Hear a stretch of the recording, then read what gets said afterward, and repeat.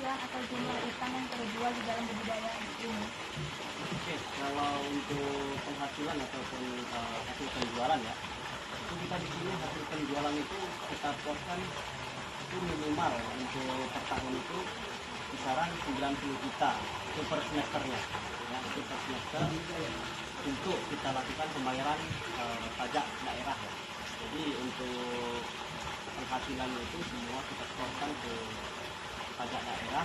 Jadi kita di sini nggak memiliki target tertentu, yang penting kita memenuhi pajak per tahunnya itu saja. Jadi untuk berapa penghasilan itu tergantung daripada PAD yang ditentukan oleh Pemda setempat. Beberapa jenis ya, itu ada yang untuk larva itu menggunakan pakan tepung ya, kemudian untuk yang jenis itu menggunakan PF 9, ada yang PF 500, ada yang PF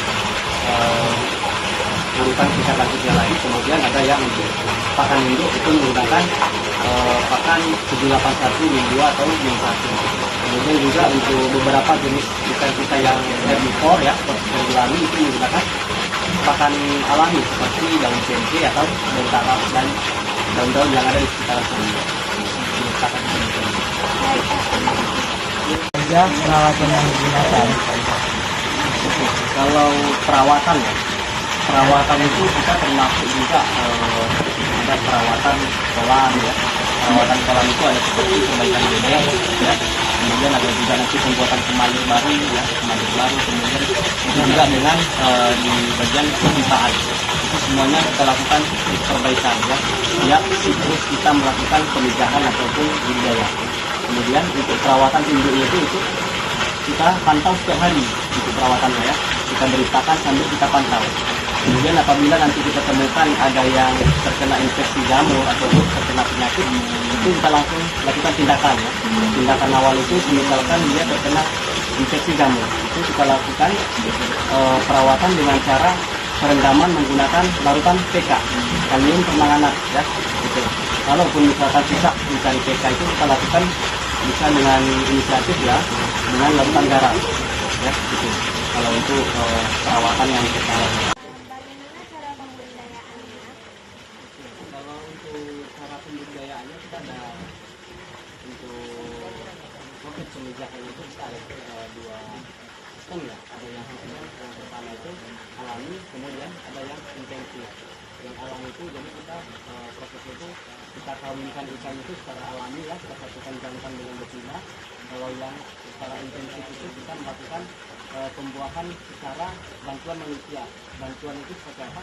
Ya, kita keluarkan kantung telur pada si betina, kemudian pada jantan juga kita keluarkan sel spermanya, kemudian kita satukan dengan larut. Berapa modal yang dibutuhkan pembudidayaan ini? Oke, kalau untuk berbicara tentang modal ya, untuk berbicara tentang modal itu banyak sekali modal yang harus kita keluarkan pada budidaya ikan ya. Yang pertama sekali itu penyediaan ikan.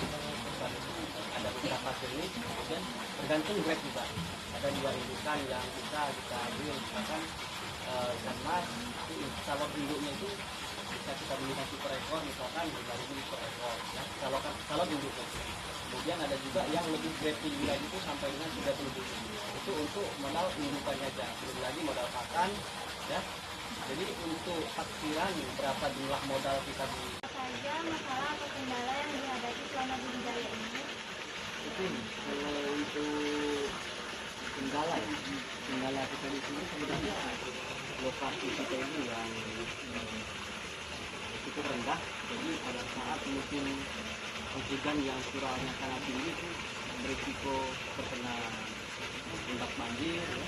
Kemudian juga dikarenakan wilayah kita ini lingkup pagarnya itu tidak full 100%. Jadi ada beberapa jenis hama terkadang yang tidak bisa kita pantau selama 24 jam. Kalau untuk proses-proses yang lainnya seperti penjualan dan produksi itu tidak ada masalah. Itu aja. Audio Jungle.